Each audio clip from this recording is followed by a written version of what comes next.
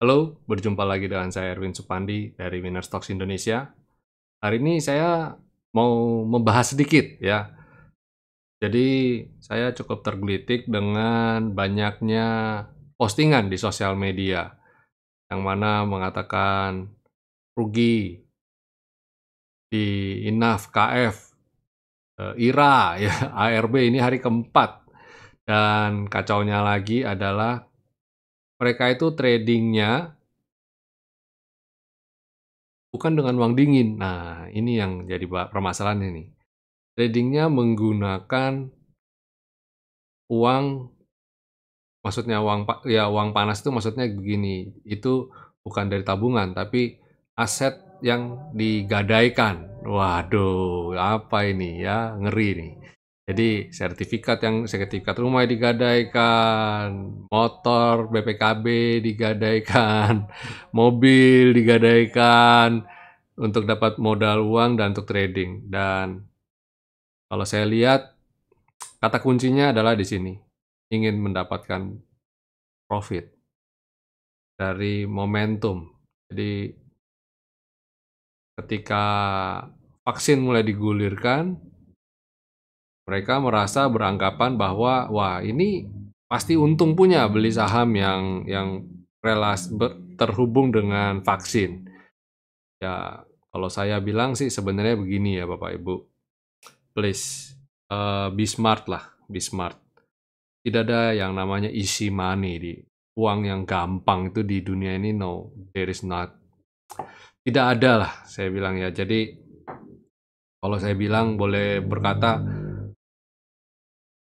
eh ya sebenarnya kalau saya bilang nggak dipom-pom, nggak dipom-pom, cuma kita ya tahu sama tahu ya berita lah, berita yang memblow up, bukan memblow up tapi ya diekspos dengan begitu luar biasa masifnya bahwa hmm, saham ini akan naik dan lain-lain, dan kita tahu sebelumnya bahwa memang naik, ya memang naik. Jadi saham Inaf KF itu naiknya luar biasa sekali. Dan wajar orang sampai tergiur ya, tergiur. Cuma permasalahannya adalah mereka masuknya di level harga berapa gitu ya. Nah, banyak banyak orang itu telat menyadari bahwa mereka belinya sudah ketinggian. Itu pentingnya Bapak Ibu punya analisa yang baik ya, analisa yang baik, level berapa harus beli, level berapa harus jual, dan antisipasi. Tunggu, jangan beli dulu, itu penting sekali Bapak Ibu untuk mengetahui hal-hal seperti itu. Ya kayak beli tanah lah, kayak beli barang apapun itu, kita kan bisa punya, "Ah ini kemahalan," gitu. Emak-emak di pasar aja tahu kok kalau harga ini kemahalan, harga cabai itu kemahalan, tahu dari mana? Kenapa sih ibu-ibu kalau ke pasar tuh nawar tuh karena apa sih? Kalau belum pernah ke pasar sama sekali tentu nggak tahu dong harga cabai berapa, harga ayam berapa, harga daging berapa, kan nggak tahu. Mereka baru bisa nawar karena mereka tahu bottom-nya di harga berapa. Bukan asal nawar. Wah, itu bisa disambit, bisa dilempar sendal, jepit itu. Jadi, umpamanya harga telur berapa, umpamanya 10.000 per kilo. Karena dia belum tahu harga telur berapa ya, asal sebut aja, 3.000 boleh nggak? Wah, kalau Bapak Ibu sebagai pedagang telur, kira-kira marah nggak digituin? Kan pertanyaan pertama pasti adalah, tahu harga nggak sih? Pernah ke pasar nggak sih? Gitu kan. Nah, sama ketika mau beli saham juga sama. Tapi banyak kan kalau di saham ceritanya akan jadi cerita berbeda gitu. Kenapa? Karena di pasar punya sentimen yang berbeda. Orang beli bukan berdasarkan kebutuhan dan harus irit gitu ya. Tapi orang masuk ke bursa saham itu dengan mindset, saya harus nggak boleh ketinggalan barang, harus dapat barang juga, pengen dapat porsi yang sama, pengen dapat cuan yang sama, profit yang sama. Jadi datang itu dengan mindset yang khususnya yang belum trading sama sekali, yang masih pemula, yang di luar sana masih belum pernah trading sama sekali, Mereka itu datang dengan mindset yang berkata bahwa, "Kalau orang lain dapat, saya juga harus dapat," gitu loh. Dan mereka tidak tahu mekanismenya tidak segampang itu ya. Jadi saham itu tetap ada supply dan demand yang mereka harus tahu juga gitu ya. Suatu harga itu sudah ketinggian, sudah overpriced dan pasti akan turun ya. Dan tidak ada yang gampang yang pasti. Kalau memang masih bisa naik, ya mungkin sentimen masih bisa naik, tapi bisa dibawa turun dulu gitu loh. Harga koreksi dulu, ter-adjust. Karena apa ter-adjust? Karena ada orang-orang yang sudah merasa profit dan pengen jualan juga gitu loh, dan pengen merasa untung. Jadi dijual lah gitu loh. Nah, kita harus berhubungan dengan orang ini, maksudnya, berkaitan erat gitu ya. Ketika kita mau beli barang, pastikan kalau memang sentimennya punya sentimen yang sama gitu loh. Dan kita juga harus tahu, ini orang nafsu belinya lebih banyak apa nafsu jualnya lebih banyak. Jangan jangan gegabah gitu ya. Saya kasih lihat chart-nya ya, chart-nya. Nah, di candle yang ini kan kelihatan nih kalau nafsu jualnya juga udah besar gitu loh, udah besar. Jangan dipaksain kalau kayak begini, dan ini naiknya juga sudah nggak relevan lah gitu ya. Contoh ini kan sebenarnya Inaf dan KF itu sudah kasih tahu loh, ini kalau kayak model begini kamu jangan beli, besoknya pasti ambyar kan. Nah, model begini juga sama, jangan beli dan ambyar, dan ini ambyarnya nggak main-main, 4 hari berturut-turut nggak bisa jual, bukannya apa, kalau bisa jual masih nggak apa-apa, ini nggak bisa jual karena lihat tuh, ending-nya waduh kacau banget kalau saya bilang. Dan kalau bisa jual pun ketika dia naik sedikit orang beranggapannya bahwa, "Wah naik nih, nggak jadi jual deh, jualnya di atas aja deh," gitu kan. Nah, yang kayak gitu tuh itu berbahaya gitu ya. Jadi kita itu harus harus tahu dulu kapan waktu yang beli yang tepat, kapan harus jualan. Jadi istilah bahasa tingginya, bahasa kita ilmunya adalah kita harus tahu risk and reward-nya bagaimana. Resiko dan potensi untuk mendapat untung, itu perbandingannya bagaimana? Idealnya itu 1:2. Jadi kalau pengen punya profit 20%, Bapak Ibu harus siap rugi 10%. Dan kalau belum ngerti trading indikator sama sekali, itu yang kedua repot. Repot nomor 2 adalah tidak tahu level di mana harga murahnya di mana. Kalau kayak ibu-ibu yang tadi analogi ibu-ibu ke pasar mau beli telur, mereka kan sudah punya gambaran nih, mau ke pasar, kalau mau beli telur, kisaran harganya biasanya itu harga antara, saya nggak tahu sekarang, tapi kira-kira mungkin anggap aja 10 ribuan gitu ya. 10 ribu atau kalau nggak 9 ribu atau kalau nggak paling mentok 11 ribu. Jadi dia dari rumah itu sudah punya siap mental, telur itu harganya antara 9 ribu, 10 ribu, 11 ribu gitu. Jadi ketika di pasar, dia sudah tahu harganya sudah ada di range berapa. Dan kalau umpamanya harganya terlalu tinggi sampai 14 ribu, ibu-ibu ini akan berpikir, "Waduh, saya butuh nggak nih telur ini?" Kalau di rumah ternyata masih ada stok, dia akan berpikir, "Nggak usah beli dulu deh. Ini harganya lagi tinggi, lagi mahal, tungguin aja yang di rumah habis dulu." Jadi nggak akan jadi beli telur itu. Atau kalau nggak dia nawar, "Boleh nggak saya beli ini?" Mamanya tadi dia range-nya 9 ribu, 10 ribu, dan 11 ribu. Ya kalau dapat 12 ribu saya masih oke lah, wong harga jualnya 14 ribu. Dia akan nawar, 10 ribu dulu umpama, habis itu naik ke 11 ribu, akhirnya oke lah Bu, biasanya kan nilai tengah, ambil nilai tengah. Saya naik, Ibu turun, gitu umpamanya. 12 ribu deh, 12 ribu gitu. Akhirnya mungkin penjualnya pikir, nah kalau bisa ada kejadian seperti itu. Dan di bursa juga bisa ada kejadian seperti itu kan. Jadi kalau kita mau beli kita harus tahu supportnya di mana, dan di winner stock itu gampang pelajarinya. Karena apa? Kita itu sudah ada selendang. Selendang itu adalah support jangka pendek. Dan kalau beli jangan jauh-jauh dari selendang. Harus deket-deket dengan selendang. Kalau jauh-jauh dengan selendang, itu harganya artinya kemahalan dan berpotensi koreksi. Kenapa berpotensi koreksi? Ya, karena itu sudah hasil saya backtest ya. Ini bukan sembarangan. Saya sudah uji coba, saya sudah teliti ya, dengan seksama, dengan cermat, seksama, wih bahasanya ini banget ya. Kalau jaraknya sudah terlalu jauh dengan selendang, dia akan cenderung untuk koreksi dan mencapai titik keseimbangan baru, titik equilibrium namanya. Wih, bahasanya keren banget. Ini udah nyangkut ya, belum sempat cut loss, kenanya bahasa istilahnya terlalu bikin mumet. Jadi harga itu nanti akan ter-adjust.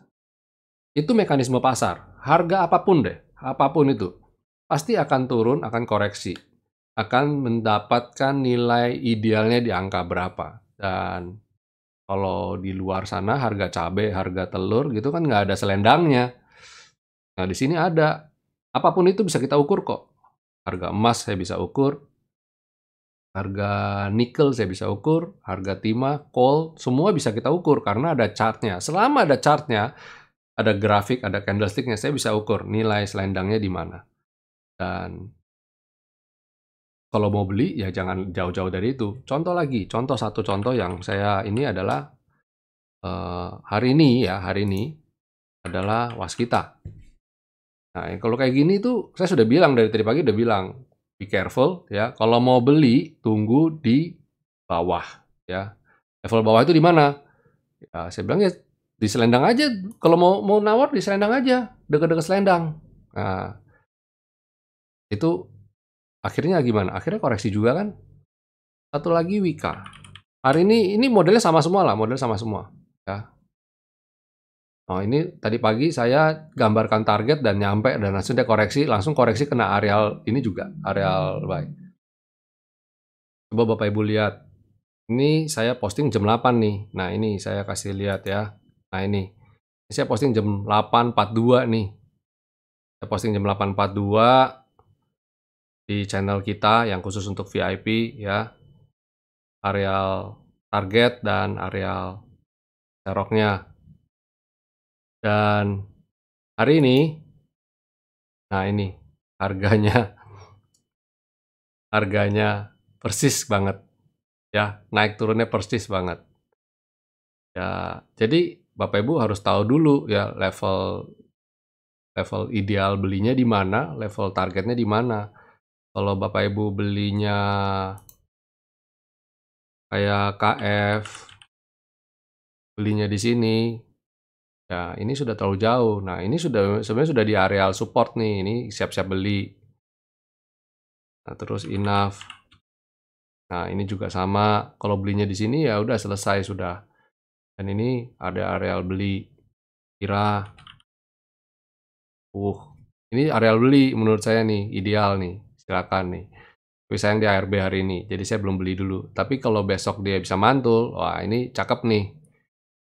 Terus kemudian satu lagi, Antam. Nah ini Antam hati-hati ya. Ini kalau belinya di sini, berbahaya. Karena apa? Jarak sama selendang jauh. Jadi penting untuk tahu risk and reward. Ketika kita beli, anggaplah beli di sini. Targetnya berapa? Kalau targetnya bisa naik jauh sih, ya namanya orang pasang target kadang-kadang suka, ya tergantung ya, bebas-bebas aja sih orang mau pakai target. Mungkin targetnya di atas 4.000 umpamanya, Antam target 4.000. Kalau siap target 4.000, ini harganya dia 4.000 dari level ini berapa? Dari anggaplah level 3.100 level itu 4.000 umpamanya let's say bisa sampai 15% umpamanya. Ya, berarti turunnya setidaknya jaga stop loss-nya di 7%-an. Jangan dijaga yang imbang. Umpamanya Antam target 15%, ke bawahnya jaganya 15%. Nah, itu kan jadi kurang ideal ya. Pertanyaannya ketika kita nentuin stop loss di bawahnya ini, pertanyaannya adalah berapa persen sampai di sini? Nah, tadi ada yang diskusiin Antam targetnya 25. Yang mana menurut saya target itu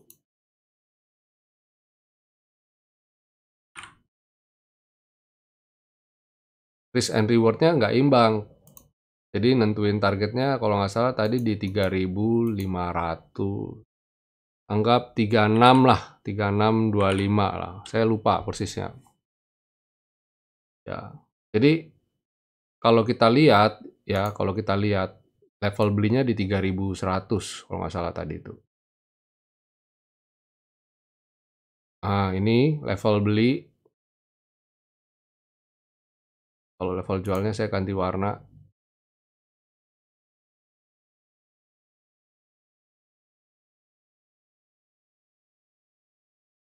Nah,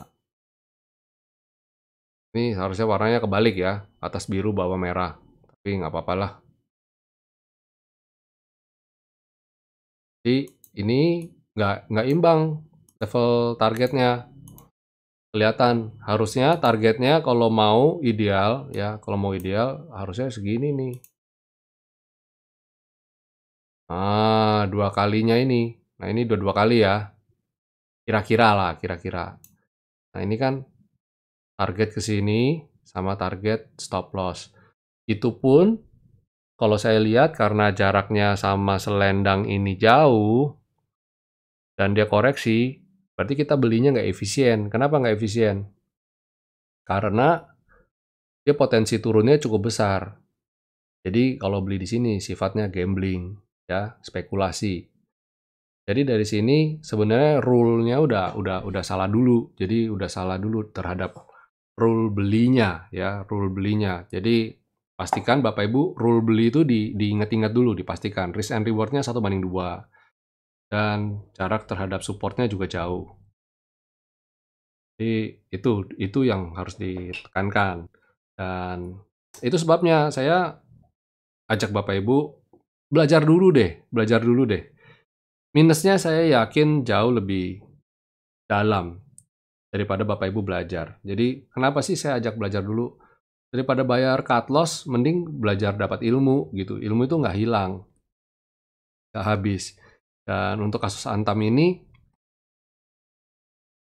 kalau sudah ngerti rule-nya ya disiplin ya.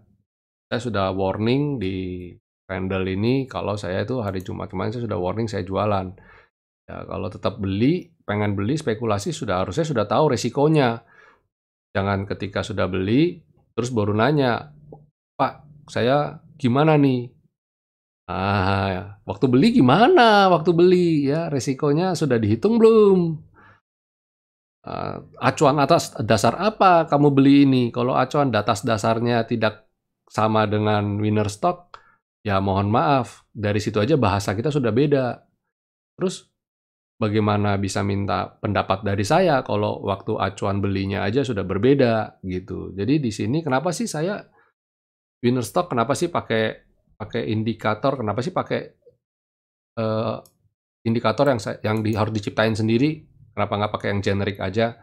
Pertanyaannya adalah saya nggak ada pegangan untuk yang generik karena masing-masing saham berbeda kinerjanya terhadap indikator tersebut. Umpamanya contoh, kenapa sih nggak pakai MA 20 atau MA 50 aja sih? Kenapa sih mesti Bapak pakai pakai Selendang, Skyline, dan V-Line gitu?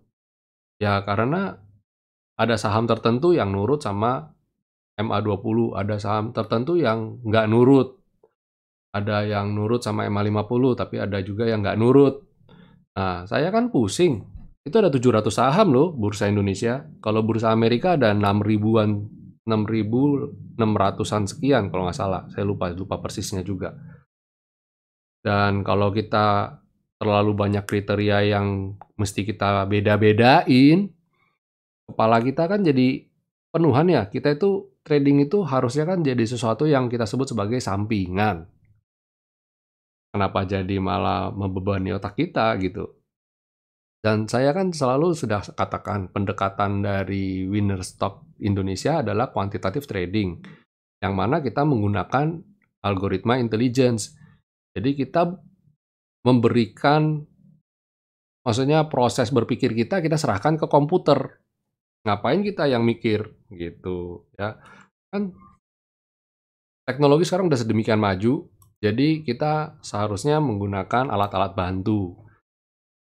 Jadi otak kita bisa kita gunakan untuk berpikir yang lebih baik gitu. Apalagi Bapak Ibu di antara sini banyak yang masih punya pekerjaan tetap. Dan ketika work from home, pekerjaan bukan lebih gampang, kadang-kadang malah lebih susah. Kenapa? Karena kita harus kepecah-pecah. Di satu sisi harus berkonsentrasi, kerja, lagi kerja mikirin, "Aduh enough KF saya bagaimana kabarnya?" Gitu.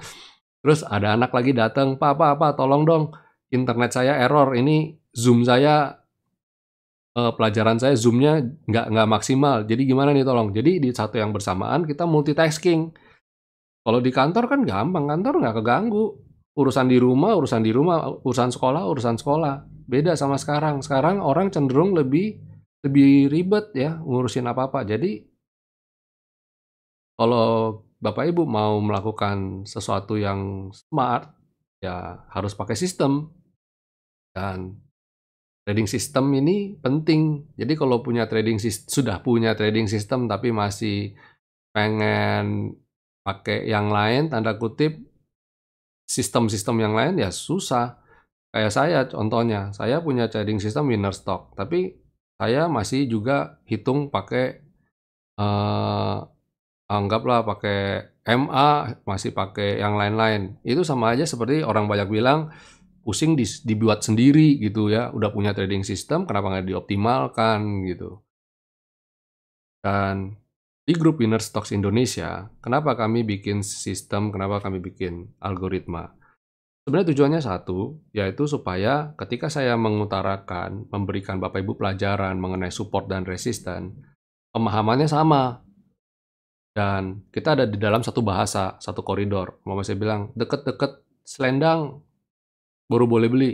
Nah, ketika mata orang melihat indikator Winner Stocks Indonesia, mereka tahu, oh berarti di level ini kita baru boleh beli. Kalau terlalu jauh dari selendang, kita nggak bisa beli. Jangan, karena risk and reward-nya nggak imbang. Kami mengajarkan banyak orang yang nol sama sekali tidak pernah trading untuk menjadi seorang investor di bidang saham, menjadi seorang trader di bidang saham. Penting sekali buat kita untuk menyamakan persepsi, untuk menyamakan bahasa, sehingga proses belajar mengajarnya di dalam grup itu menjadi lebih terarah. Ya. Jadi, kalau saya bilang jual, ini rekomendasinya jual, Bapak Ibu di dalam grup bisa tahu kenapa saya merekomendasikan saham ini untuk jual. Bukan mengomandokan jual. Di sini saya tidak berkata mengenai komando, karena komando itu tidak baik dan tidak benar. Kita mengajarkan Bapak Ibu untuk berpikir, trading dulu. Nah, sebenarnya proses belajar mengajar yang paling bagus itu pertama adalah belajar mengenai mindset-nya dulu. Indikator itu belakangan. Makanya indikator saya buat semudah mungkin dan seefisien mungkin. Tujuannya apa? Nggak usah pakai mikir. Bapak Ibu fokus memperbaiki mindset, fokus memperbaiki risk management, dan money management. Fokus itu, proses pemilihan sahamnya, kapan boleh beli, kapan boleh jual, itu nggak usah dipikir, sistem yang berpikir. Yang penting pikirin 3 ini dulu. Ya, semoga ini bisa jelas ya bagaimana kita harus trading itu seperti apa, kondisi saat ini seperti apa sih?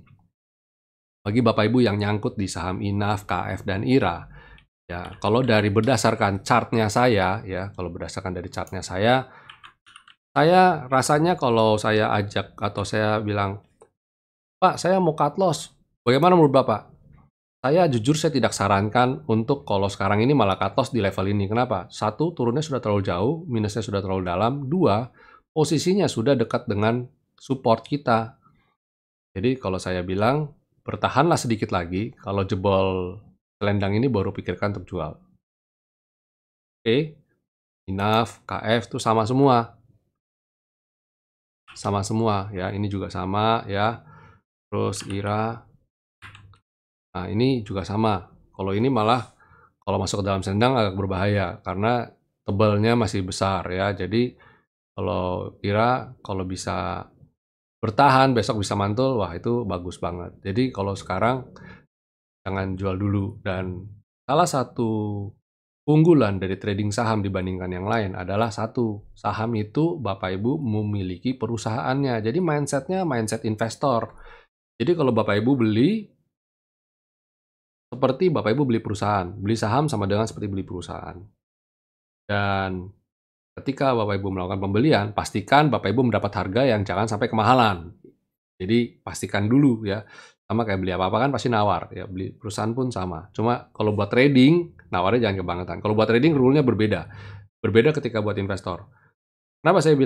Kenapa dari tadi saya menyinggung investor? Seringkali orang menjadi investor karena kecelakaan. Karena belinya ketinggian, nyangkut jadi investor mendadak. Kalau saya bilang mau jadi investor harus dimulai dari mindset yang benar, investor dulu. Ya, berarti pilih perusahaannya jangan yang model begini, ya. Pilih perusahaannya itu yang bagus, fundamentalnya, kinerjanya bagus, dan sebagainya, dan sebagainya.